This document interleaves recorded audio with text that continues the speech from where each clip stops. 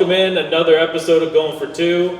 We got a special one here for you. We are down at BP8 Fitness, and we got Brandon and Brady joining us, so I appreciate you taking the time out of your day. I know you guys probably had a long day at this point, but appreciate you taking the time now. Yeah, no problem. Thanks for having us. And we're all finally back. The last couple of weeks, I've been missing in action away on vacation, so it's good to be back. And let's jump right in, what led to opening up this gym here in London? And I know it's your hometown. Is it your hometown too, Brady? Yeah, okay, I'm also from London.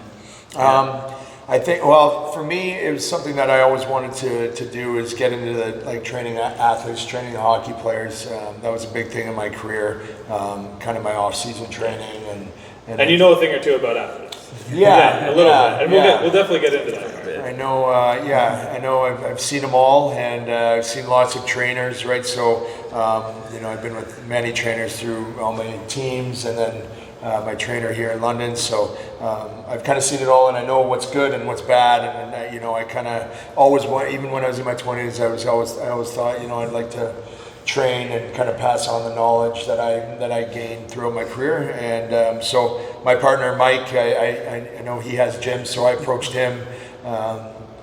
Just kind of after COVID, and he said, "Hey, I'm ready. I want to do a gym." And he had his ideas, and I had mine. And then, we found Brady, and we brought Brady on, and and then that's kind of how we got the ball rolling. Okay, so you and Brady didn't know each other before? No. And so the first time I met Brady was probably 15 minutes ago, and I thought, wow, I'm so glad we're in a gym with our shirts on and not by a pool, because that guy would make me look really bad. I was kind of hoping it was a shirts off kind of podcast. Yeah, I'm surprised he has sleeves on. You don't see sleeves on him very often, that's for sure. On the live show, you can go tarps off. That's allowed. I'll come back for that one for sure. 100%, let me know. So as far as obviously BPA goes, there's, I don't want them to guess, probably 100 plus gyms in London. What separates what you guys do from just going to another gym somewhere else? Yeah, so get that question a lot. To start off, the biggest thing I find these days is everyone's so busy. You got your job, your kids, your family, your side job, whatever. So everyone's on the go, got tons of things going on. So efficiency is really important when it comes to gyms, and it's becoming more and more important. So what really separates us is our efficiency. We've got the technology, we've got the screens here. You can follow along with the workout. It's get in, get warmed up, get through the workout, and then you're out the door. A lot of our members, they'll come in, finish the workout, and they're out the door in 2 minutes. And a lot of people have told me that's what they really love about it, is they can come in, get a quick workout in, feel good, and then get on with the rest of their lives, with the rest of their day.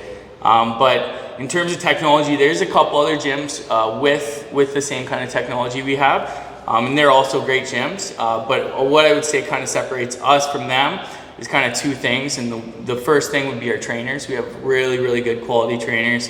As we were kind of planning to get this open, I basically handpicked all of the trainers. It wasn't just kind of send in the resumes and we'll kind of sort through who's good. I approached every one of them. I knew them from whether it be other gyms, sports, or whatever, and I knew they were all great coaches, and so we've handpicked really good trainers. And then kind of the last thing would be just our programming. I know from experience, I've worked at a couple other gyms in my life, and some of the programming at other gyms is kind of weak, you could say. There's kind of an algorithm per se that writes the workouts. You're basically getting kind of a robot writing your workouts. Where here, I'm literally writing every single workout. I'm programming everything. I'm thinking of every single little detail possible, and I think that's probably the big thing that separates us from other HIIT style gyms in this city. So I've worked out here. I know these guys haven't yet, and you said people leave here in 2 minutes after the class. I'm going to call you a liar. I've seen people left on the turf. Your next class is starting, and they're peeling people off. Yeah. So okay, it's time to go, guys. So you said efficiency. Yeah. The class is efficient. Yes. It's getting people off the mat afterwards. Yes, that can be the tough part. And I myself too, if I'm going hard on a cardio day or something, I like to lay on the ground for about 5 minutes, just keep breathing, settle it down for a second. Some people are good though; they're just in better shape than us, I guess. And they get out the door. Some people make him do the class later because some people are so dead. They go, because they know that he built it. Yeah. They say, you have to do this class, because they don't want him to get away with it. They go, you do it later. So then I have to take video and I have to post it and say Brady actually did it. He was dying as well. I swear I worked out. One more, I just want to touch on one thing that kind of separates us. Another thing is we have that private gym in the back for personal training, right? We have the cardio area, so that's a lot different, right? You can you can also be a VIP member where you get a key and you can kind of come in here whenever you want to do a workout. If you want to just come in and do a lift, you can come and use that gym in the back with all the equipment and all the free weights back there. So I think that's another thing. And then I also do a lot of hockey training. So I do teams every night. I usually have about 2 teams from Monday to Thursday, maybe Friday. Friday I like to go to the Knights games, so I try not to schedule too many. But we clear off this turf after our last class.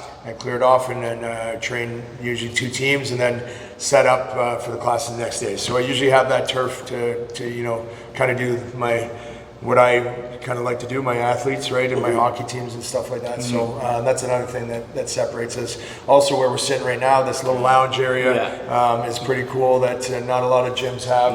We do a lot of stuff over here. And again, I kind of envisioned this originally because I wanted the parents to be able to watch their kids train. I didn't want them sitting out in the car, right? Most gyms, they send their kids in, they're waiting out in the car. I wanted the parents to come in.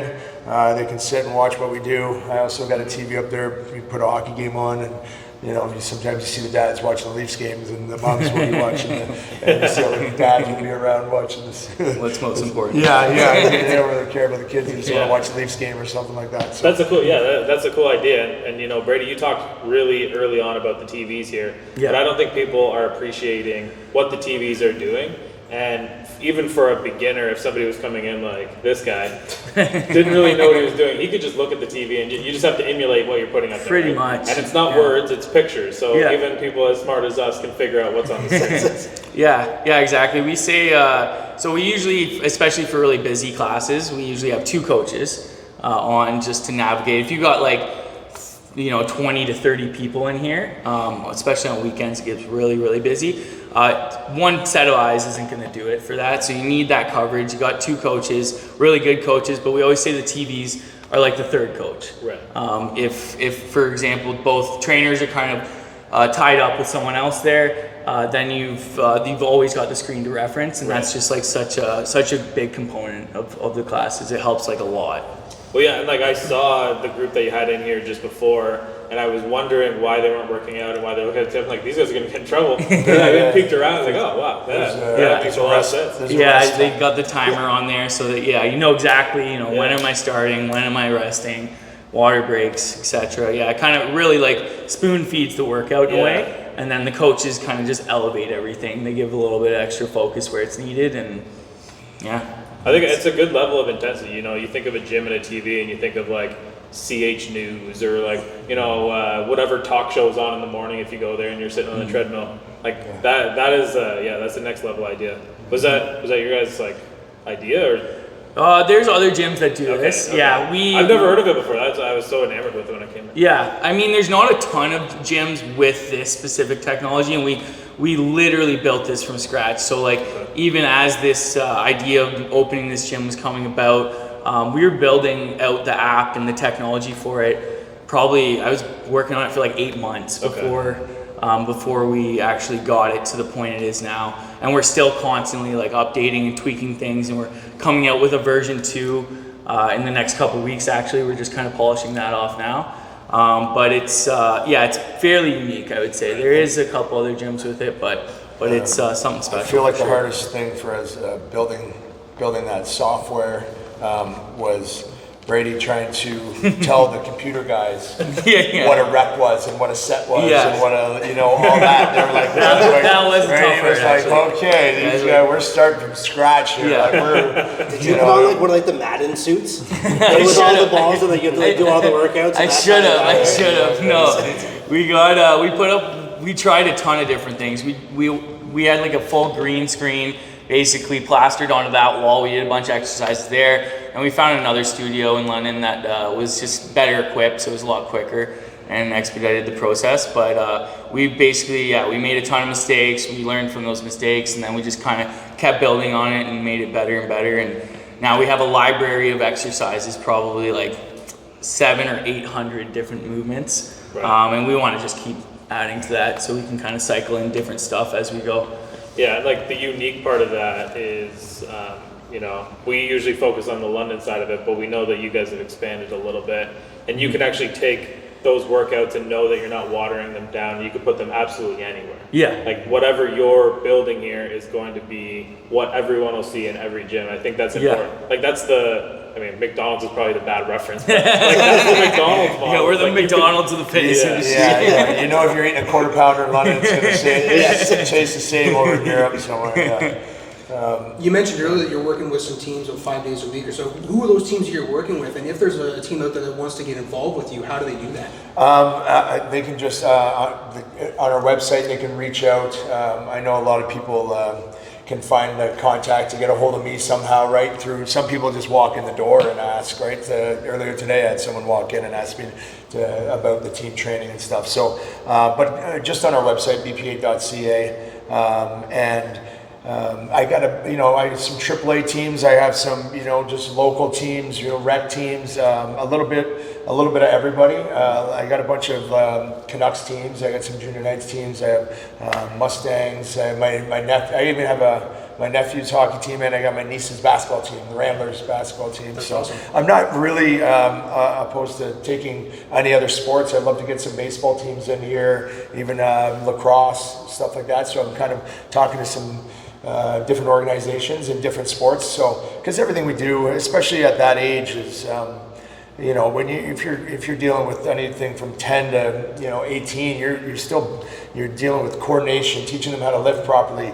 explosive power. So everything is obviously you're going to change things here and there for different sports, but there's a lot of very similarities where you can do the same stuff, and it's great for kids, great for those young athletes, right? What we're doing, right? Just teaching them the fundamentals of then once they turn that 16, then you can really start to kind of switch it up to really go with their sport, right? So. Well, yeah, and I think, now we're going to talk a little history, and we know that you went to RMC, because, we're kind of all in the same age group. That's right, yeah.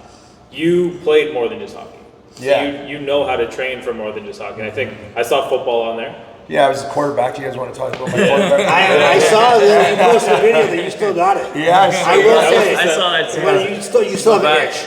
Huh? You still have an itch. I wouldn't say you still have it. So I have an itch, but I've definitely got some, I have a lot of injuries, so my throw is not as long. That as it release used to is be. not as quick as it probably once was. No, and my footwork's a little slower. And I would imagine a little baseball's in there. Yeah. Because if you played quarterback, you played baseball. I played baseball, I played soccer. Like back in the day when I played hockey, you hung your skates up basically and you went and played another sport. Now it's very hard. Most kids that play hockey, it was weird. When I was playing in the NHL, I'd see have you ever seen Mitch Marner try and hit a baseball? Like it was at the Blue Jays, I was like, geez, PK Subban, I saw, throw a ball once and I was like, what? That's how you throw? But all these guys played hockey for 12 months of the year. I hung up my skates and I went and played baseball or soccer. And then football, I played in grade 9. I was literally going to go play volleyball. And I had my knee pads, and all my buddies were running by the locker to go for tryouts, and they were all going to football. And they're like, "What, you going for volleyball?" And because I love volleyball, and I had my knee pads, and I was like, and I just threw them in the locker. Yeah. And I went out and I tried out for every position. Yeah. And they're like, "You're a quarterback." I figured out the plays, and I could throw the ball well, and so I just made quarterback, and then I was quarterback for a couple of years until I had to play, and then until I started playing junior hockey. Yeah. So I was a high school quarterback, so that pretty much means I could play in the NHL. I just want to put that out there, just by going by what he What said. school? Clark Road. Oh, that doesn't count. So it's going to be pretty awesome, coming back to London. There's that lore of you being the NHL guy. London's got a lot of really cool guys that have gone on to the big leagues and everything. And then to come back, I'm sure it hits home with these kids a little bit harder when they're thinking about the next level of hockey and they're looking up to you and probably asking you more questions than just fitness, of course. But that's sort of pretty cool for you. Yeah, that's definitely kind of what I always wanted to do, pass down that knowledge. And I know I have when the kids come in, they usually, they maybe watch some YouTube videos of my fights or something. So they kind of come in and they know who I am. And so you do get that level of respect. And sometimes they're shy to ask, but I try to, when they're in here, I try to coach them as well, right? And teach them more than just lifting, teach them, life lessons, because I've seen them all and done them all, right? So I've done everything right, I've done everything wrong. So that knowledge you can pass down, right, to the younger generation. That's always what I want to do.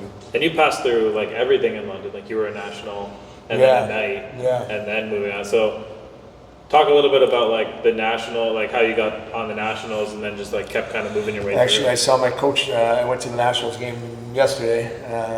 Last night I went to see them play, and I saw my old coach there, and he talked about how he came out to my last game of the year when I was playing AAA, and he just, after he was sitting by my dad, and after my second shift, he goes, "All right, I'll have his card next. I'll send it to you next week." And back then, there's no cell phones; didn't mail it, right? Yeah. He's like, "I'll mail it." My dad said, "You only watched him play 2 shifts." He's like, "Yeah, I've seen all I can see. I need to see." He's like, "We'll sign him. He'll be playing next year." And I was like, "Okay." So played with the Nationals that year, and then from there, I walked on to the Knights. I never got drafted to the OHL. I tried out next year and made the team. So that was kind of my route, the London route. Right. So, I mean, it was kind of lucky I never was good enough to, or never got noticed to get drafted, because I was able to stay in my hometown, right? Right, Played for exactly. the National, played for the Knights, won a Memorial Cup. So, I mean, it was a dream come true. A couple good Knights teams you were on there, for sure. Yeah, so. Yeah. And what about for you, Brady? I mean, you're a London guy too, so what led Brady to being the Incredible Hulk? Those shoulders. Well, He was deadlifted at 2 years old. basically. No, I came up playing hockey as well. I was not a great hockey player. I played AA, junior nights. I was a grinder. I was not a finesse player, not great stick handling or scoring, but I was good in the corners. I was good at penalty kill and pretty good skater. But then in high school, I switched over. I wanted to play some football, so I ended up started playing football, and then I was a tailback for Oak Ridge for all of. Did you play for Darling? I played for Darling. Yeah, That's Mike our guy. Darling. Mark Darling was he's That's our guy. He's been on our show a couple times, actually. Yeah. So I played for Darls. We were really tight, and we had a pretty good football team. We lost to Lucas my final year, and they ended up winning like all of Ontario that year. But I was a decent tailback, and then I also got into rugby. So rugby's really my main sport. I played rugby through high school, and then I played rugby at Western University there. Yeah. And I always rugby is just an awesome sport. I just love the freedom, love the camaraderie. The guys that played rugby, they're always tough as nails, and they like to go out for a couple pints after the game as well. So rugby was really my sport. But then after university, I just had to hang up the cleats because I couldn't afford any more injuries. Basically, is what happened. But my entire life, I've worked out forever. Like it started maybe when I was in grade 8 on like a rickety bench press in my mom's basement that I used to just get pinned under all the time. But then, my entire life I've just always stuck by working out and never really quit. And now we're here. Now we're running gyms. So. That's happened to me lately, getting pinned in my basement. Yeah. I'm trying. I used to have to scream up to my mom upstairs. We'll get you guys in shape in no time. couple classes. Yeah. You said you handpicked your trainers. That was one of the big things that separates you from a lot of places. What were like some of the key things you were looking for when you were looking for those trainers? The biggest thing I think for trainers that I was looking for is just their energy for the most part. Like you have to have the experience. So every one of our trainers has worked in other gyms, played a competitive high level sport. They just know the scene like that. But there's tons of trainers with that experience and with all the certifications and stuff like that. But the biggest thing is energy. Like if you come into here with any one of our trainers, any one of our classes, they're all very sociable. They're always really friendly, and they can kind of navigate their way through the class. They're talking with everyone. They're bringing like high energy, making sure the class is really amped up. That was really the big thing because I've been to classes where you're there and the trainer's kind of passively facilitating. They're not bringing the energy. They're not super personable, and it's just not the same experience. Like it never was for me. And we have the great technology, we have the great workouts, but if you don't have that trainer to kind of glue it all together, It's just not a finished product in my opinion. So those are probably the biggest things: the energy and just being friendly, good people.